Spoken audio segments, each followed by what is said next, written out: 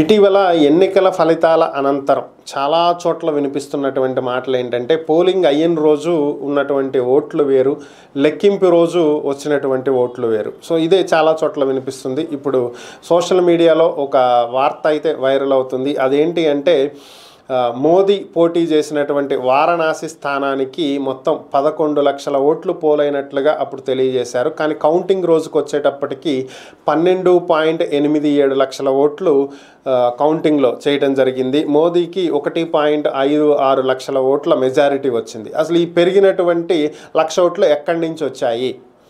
So ఇది ఒక్క వారణాసిలోనే గాను దేశవ్యాప్తంగా 373 పోలింగ్ కేంద్రాల్లో ఇదే పరిస్థితి.